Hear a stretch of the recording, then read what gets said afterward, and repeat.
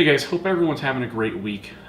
Just a quick note, we do have still a couple spaces open available for our private group on the 18th at Combat. If you guys have not been to Combat Paintball Park in Castaic in a while, it is a fun place, and they have reinvested in the field heavily. So they've brought in an airball in the lower parking lot, put in a hyperball field, new field, and they are continually working on improvements. That old hill, they put concrete steps in it.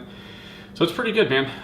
If you haven't been there in a while, do check it out. New management, it's an amazing place, a lot of fun, and we just can't wait to go back to it. So February 18th, it is a mech game, pump or mech. So if you have a pump, right, use it. If you have a mech, use it. Use it. If you have an electro, use a gravity-fed hopper. But again, that is prepay only. You guys saw the flyer that was on the screen here. Again, prepay only. You can get a full refund up to 48 hours before the event. We try to pay as a group day of, speed up the whole process for the check-in. So instead of waiting until 10 or 11 o'clock to get the games going, we get them going ASAP. Everybody wants to play. Nobody wants to stand around. So yeah, you don't have to log on to Meetup for that. Just you can PayPal on the email. Shoot, man, it's been busy at work. It's been incredibly busy at work. Lots of long nights here. So getting caught up finally. It's a good thing to complain about. I do love my job. Do love what I do. All right, moving on to paintball. Enough about bitching about that. Next video I think I'll try to have out on Thursday, and I think today's Tuesday night if I'm not mistaken. So that video is almost done. I just wanted to throw this out there because we do have a couple slots open for the 18th private group. I did get some new stuff. I've been working on my 2K5 Cocker, and I've been working slowly on building this thing up. I had leftover parts from when I bought this one. I bought this complete. I think I bought it for 125 bucks off eBay if I'm not mistaken. So I transfer all the parts over. This guy turned this one into a Cocker, run this one as a pump. But man, I pulled it apart. The freaking LPR piston was stuck. I found Teflon tape all throughout the pneumatics and it. All the loads of good stuff you find when you use Cocker, man. If you guys have played with any old ones, you've seen it before. It's always fun what you find inside of them. So starting off, what I got a new three-way hose here. I got the Inception one. It has the extra hose go over the end of the barb here, hopefully hold it in place a little bit more. I put this three-way hose on there. It was a fight, and still had the line pop off twice after I was done, so wasn't thrilled about that. Wanted to use it on Sunday, couldn't use it. So let's set that aside. Hopefully I'll have that Cocker running soon. Want that guy up. I want to use it for the 18th, or for the for the 18th, and then hopefully get some paint through it, make sure everything's working right, and then use it for our 10-man game we have coming up on March 3rd, the PBSL. That should be a lot of fun. You guys see my zoom camera or sniper camera, Runcam 2. This is a stock Runcam 2. It's got the 120 degree angle lens, I think, on it. But I bought a new lens for it. The other one I have that's modified has a 34 or 35 millimeter lens on it. This is a 25 millimeter CCTV lens. So I'm going to put that on there, and hopefully everything, get it dialed in soon. Bought some new microphones to it, pull it apart, solder on the board, get some better audio, because the audio on that thing is only drawback for the Runcam. These are used in the RC world. A lot of drone racers use them.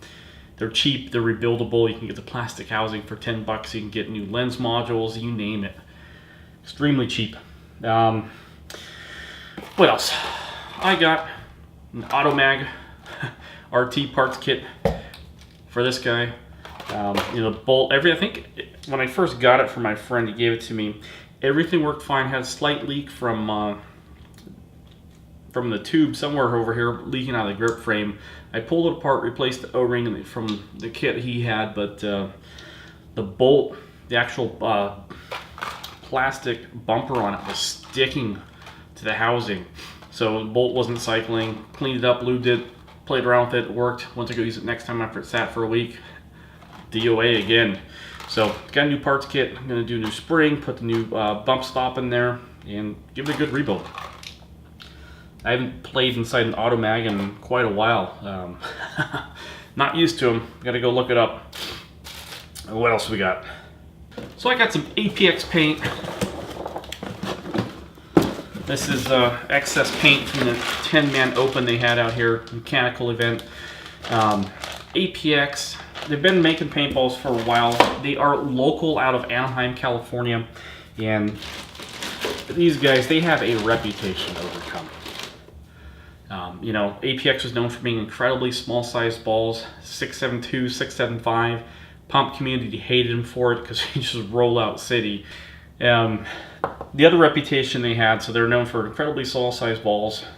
And the second part is white box quality type paint. You never knew what you're going to get, if it's going to fly straight, if it's going to break on somebody. This, you know, I bought 3 boxes of it, shot through a box and a half, and it was ball-on-ball accuracy. I was really impressed. There were some dimples in the paint, but it did not affect the trajectory of the ball at all. Underboard, overboard, stuff shot great. No problem with it. I think I bounced to one person. I think the guy was wearing a sweater, and it was a decent distance too. But just I think just one guy was a bounce. The ball's a little bit thicker, and the fill's pretty thick too. It's incredibly bright for this pink fill.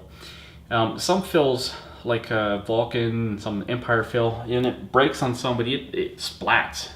This stuff doesn't really splat. You get a huge transfer on the person, but it's maybe not as wide as some of the other stuff. It's not like it's a bad thing. It really isn't. The paint fill does transfer on them. It's nasty thick, but it's just maybe not as, it doesn't splash and splatter like some of the other stuff. Kind of odd, but again, not a bad thing by any stretch. It really does seem to transfer to the subject, which is pretty slick. So you guys can see that in the video here. I really like it. Hopefully they can get some more in that fill. I like stuff that stands out for the camera, and the pink fill does a fantastic job with that. If I do have the option, I'm going to try to get something with a different brighter fill, or brighter shell, so you can track it a little bit more on the camera. I like something bright for that purpose, but yeah, good stuff. I highly recommend checking out the APX. You know, it's